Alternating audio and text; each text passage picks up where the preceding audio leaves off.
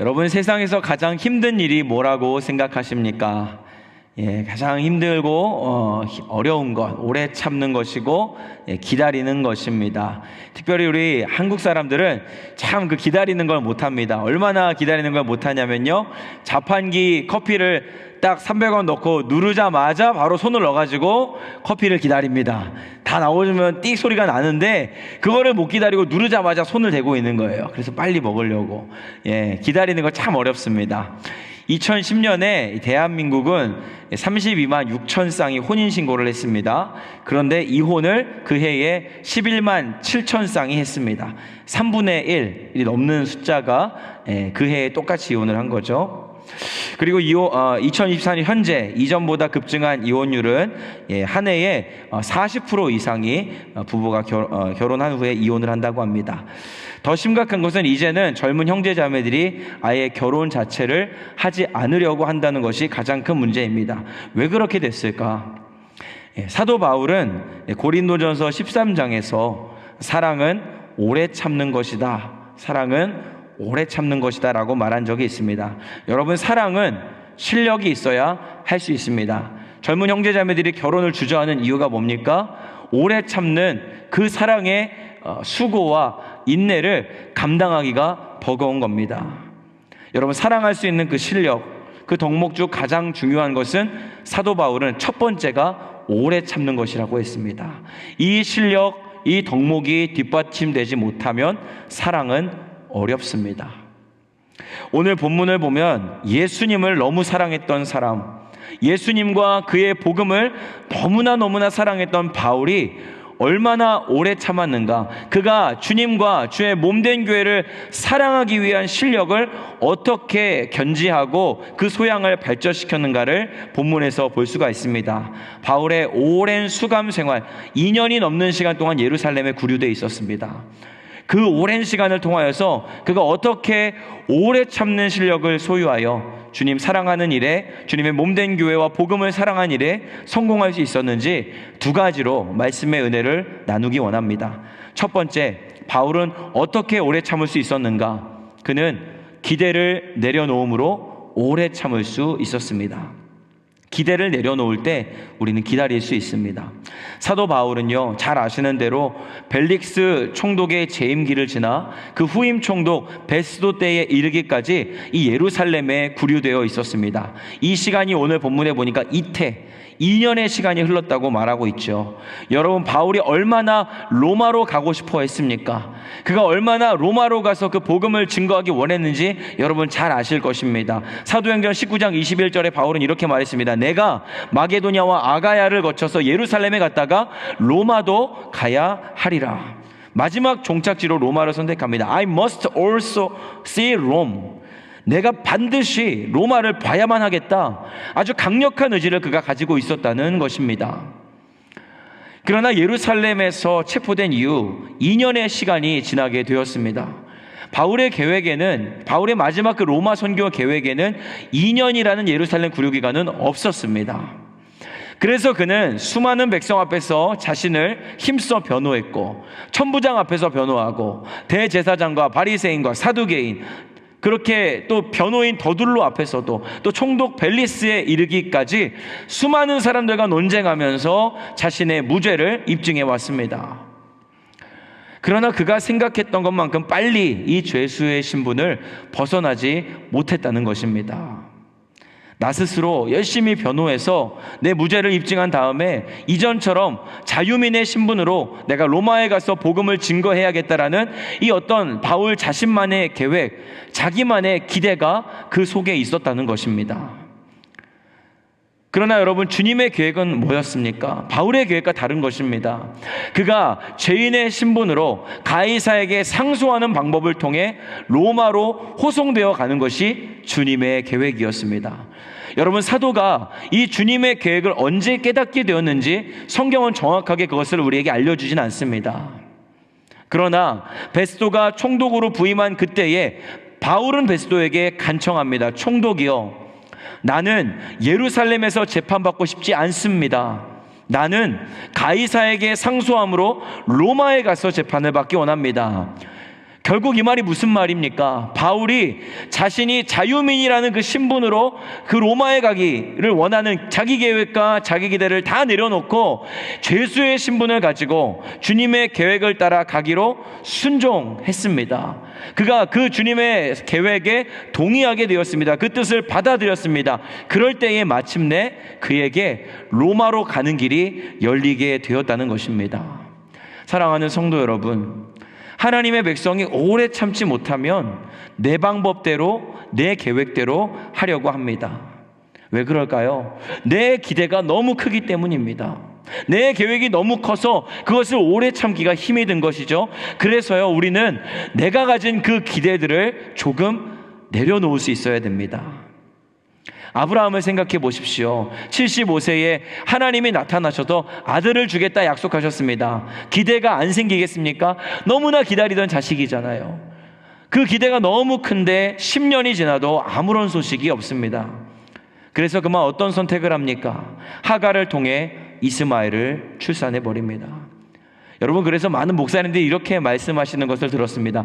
기다리면 이삭이고 못 기다리면 이스마엘 된다. 여러분, 이스마엘의 출생을 통해 아브라함 집안이 얼마나 많은 분란과 갈등에 시달렸습니까? 잘 아시죠? 어떤 메시지를 우리에게 주고 있습니까? 기대가 강하면 시험에 흔들리게 됩니다. 반대로 기대를 내려놓으면 오래 참을 수 있는 것입니다.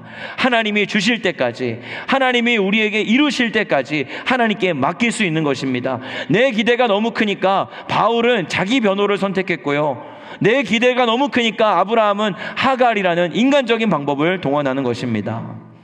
우리 신앙생활은 물과 같아야 됩니다. 물은 자기를 모아두는 곳에 모여지는 존재입니다. 물은 그냥 흘러가는 대로, 멈춰서는 대로, 둑이 그 물을 막아서면 그 둑에 머물러 있다가 고여 있다가 둑이 터지면, 둑이 열리면 그 열린 곳, 터진 곳을 따라서 흘러내려가는 것이 물입니다. 기대하지 않습니다. 물은 그저 매일 순종하고 충성하는 것이 중요하다는 겁니다. 하나님이 우리에게 주신 그 일상, 매일매일의 삶을 묵묵하게 믿음을 따라 기대하지 않고 인내하며 살아간다면 사랑을 결실하는 그 실력을 소유하게 된다는 것을 주님께서 우리에게 말씀하고 계신 것입니다. 여러분, 하나님이 가이사랴에서 2년 동안 바울을 허송세월 시키신 것으로 보이십니까? 그렇게 보고 계십니까? 그가 가이사랴에 2년 구금된 것이 무의미한 것입니까? 전혀 그렇지 않습니다. 고난을 거친 것, 기다림이라는 그 오랜 시간을 거친 것은 가치가 있습니다. 오랜 시간을 거친 것은 가치가 있습니다. 하나님이 우리에게 언제 길을 열어주시냐면 무게가 있을 때, 그 인생이 무게가 있을 때 길을 열어주세요. 가볍게 그냥 움직이는 것이 아니라 무게가 있을 때 움직여 주십니다. 2년 동안 이 가이사랴에서 2년 동안 구금의 시간, 사도 바울은 영적인 무게가 생긴 겁니다. 그래서 그의 호소가, 그의 그 한 걸음이 무게가 있는 호소가 되고 무게가 있는 한 걸음이 된 것입니다. 그래서 바울은 가볍게 로마 간 게 아니라요, 무게 있게 그 실력을 가지고 로마로 간 것입니다. 가이사랴에서 무게를 갖추니까 로마에 가서도 그는 흔들리지 않을 수 있었습니다. 여러분, 그러니 그의 고난의 시간은 영광의 시간인 것이죠. 이게 바울의 신앙의 가장 아름다운 모습입니다. 간절히 바라기는 우리 킨즈아님께 모든 성도들이 나의 기대와 나의 계획을 내려놓고 주님이 나를 세워주실 때까지, 어려움을 면케하시고 나를 영광스러운 자리에 묵직하게 불러주실 때까지 인내하면서 오래 참을 수 있는 실력 있는 사람, 그 영광의 시간을 하나님과 함께 보낼 수 있는 복된 인생 살아가시기를 주님의 이름으로 축복합니다. 두 번째, 우리가 어떻게 오래 참을 수 있습니까? 우리가 어떻게 오래 참을 수 있는가? 바로 있는 모습 그대로 나아가야 됩니다. 포장되지 않은 나의 있는 모습 그대로 주님 앞에 서 있어야 한다. 오늘 본문에 등장하는 아그리빠 왕은 헤롯 대왕의 손자이며 헤롯 아그리빠 1세의 아들 아그리빠 2세입니다. 그의 할아버지 헤롯 대왕은 예수님 태어나기 전에 2살 아래로 남자아이를 전부 죽이라 명령했던 폭군입니다. 예수님이 십자가에 달려 돌아가시기 전에 주님을 희롱하고 빌라도에게 넘겼던 인물입니다. 그의 아버지 아그리파 2세의 아버지 헤롯 아그리파 1세는 예수님의 제자 야고보를 죽인 사람입니다. 베드로를 감옥에 가두고 죽일 기회를 엿보다가 실패했습니다. 하나님이 천사를 통해 감옥문을 열어주시고 베드로의 옆구리를 쳐서 깨워주심으로 그가 살게 되었죠. 그리고 나서 헤롯 아그리파 1세는 화려한 왕복을 입고 광장에서 연설을 하다가 하나님의 심판을 받아 벌레에 먹혀 죽고 말았습니다. 여러분, 예수님과 기독교를 아주 잔혹하게 박해했던 그 할아버지, 그리고 그의 아버지를 보고 자란 이 헤롯 아그리파 2세, 더구나 그 아빠는 기독교를 박해하다가 하나님께 심판받아 벌레 먹혀 죽고 말았습니다. 이 바울을 만나려는 아그리파 2세의 마음이 어떤 마음이겠습니까? 오늘 본문 13절에 보면 아그리파 왕과 버니게가 베스도를 만나러 같이 왔다고 합니다. 버니게는 아그리파 왕의 여동생입니다. 역사가들의 기록에 의하면 이 아그리파 2세와 버니게가 근친상간의 관계였다고 합니다. 각각의 배우자가 있음에도 불륜을 저지르고 나중에는 둘 다 이혼한 뒤에 둘이서 같이 살았다고 합니다. 바울을 만날 때 어떤 마음이겠습니까? 정말 이 기독교를 잔혹하게 박해했던 그 할아버지와 아버지가 있지만 그 아버지는 하나님의 심판을 받았다고 사람들이 말을 합니다. 바울을 만날 때 두려움이 있었겠죠. 자신은 지금 떳떳하지 못한 부부관계를 유지하고 있습니다. 그 안에 정리되지 못한 부도덕함과 여러 가지 죄악들, 이런 것들이 이 아그리파 2세와 버니게의 마음속에 있었다는 겁니다. 이러한 사람들이 바울 앞에 나갈 때 어떻게 나아가는지 아십니까? 23절에 보면 이렇게 기록되어 있습니다. 이튿날 아그리파와 버니게가 크게 위엄을 갖추고 와서 천부장들과 시중의 높은 사람들과 함께 접견 장소에 들어왔다고 합니다. 위엄을 갖췄다라는 것은 공식 행사를 치를 때 입던 의전을 그대로 준비했다라는 의미가 됩니다. 왕관을 쓰고 화려한 왕복을 입고 천부장과 신하들을 전부 대동해서 자신의 그 위엄과 권세를 표현하고 싶었다는 것입니다. 왜 이렇게 위엄을 갖춰야만 했습니까? 지금 자신들이 바울보다 더 추악한 죄인인 겁니다.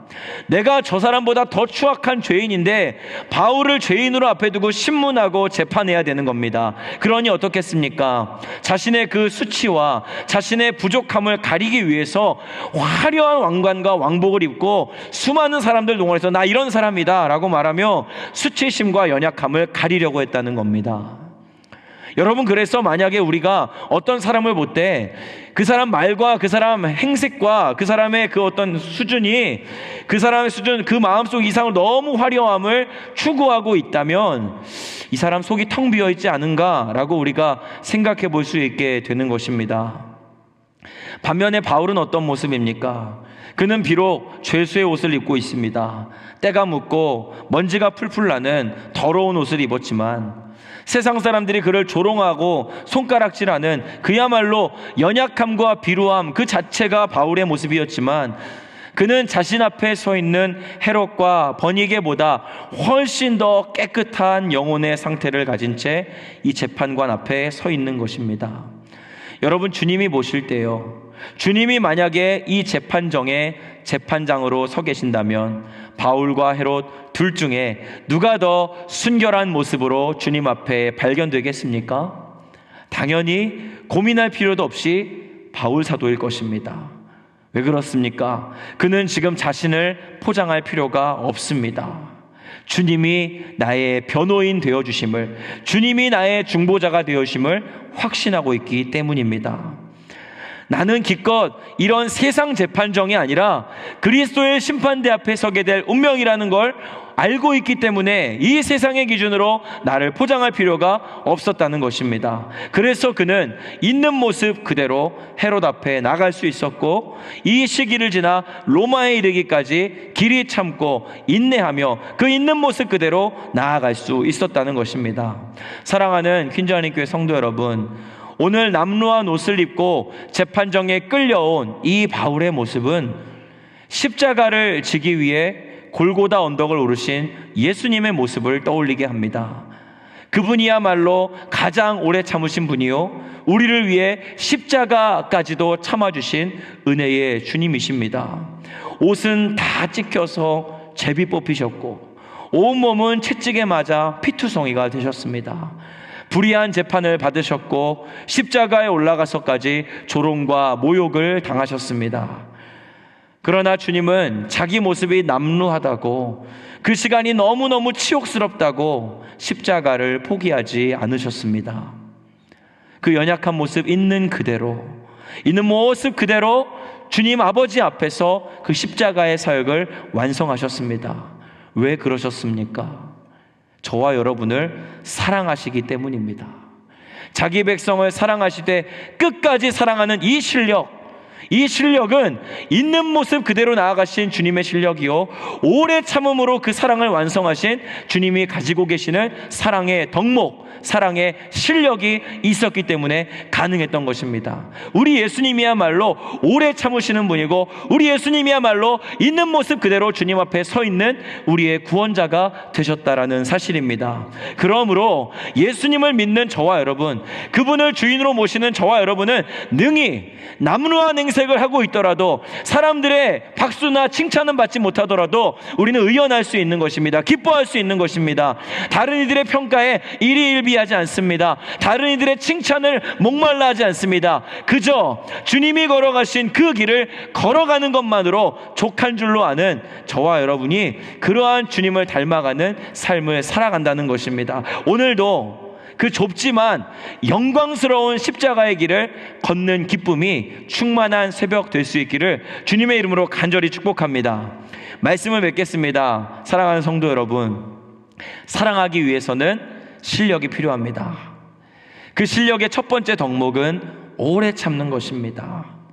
사도 바울은 예수님이 보여주신 십자가의 길을 잘 따라 걸어갔던 신앙의 선배입니다. 그는 기대를 내려놓음으로 오래 참을 수 있었습니다. 내 뜻, 내 생각, 내 계획이 아니라 주님의 뜻, 주님의 생각, 주님의 계획을 순종함으로 오래 참을 수 있었습니다.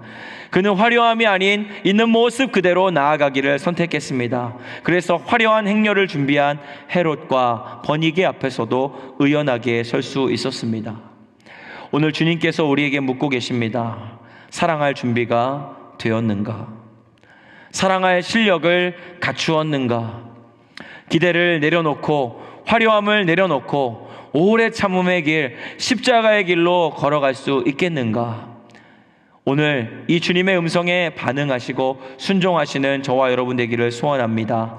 오래 참음을 통해 주님이 나에게 허락하신 가정과 교회와 복음과 세상을 넉넉히 사랑하고 사랑의 열매를 결실함으로 주님께 영광 돌릴 수 있는 우리 김지아님께 모든 주의 권속들 될 수 있기를 다시 한번 주님의 이름으로 축복합니다. 기도하겠습니다. 사랑하는 하나님 아버지, 감사합니다. 사랑하기 위해 실력이 필요하다는 것, 오늘 사도 바울의 삶을 통해 우리에게 깨닫게 하심 감사합니다. 오래 참는 실력, 화려함이 아닌 있는 모습 그대로 나아가는 실력으로 주님의 기쁨이 되고 이 세상의 빛과 소금의 역할 감당하는 저희가 되도록 굳건한 믿음을 허락하여 주옵소서. 오늘 이 새벽 기도하는 가운데 우리와 함께 하시며 도우시는 주님을 찬양합니다. 감사드리며 길이요 진리요 생명 되신 우리 구주 예수 그리스도 이름 받들어 기도하였습니다. 아멘.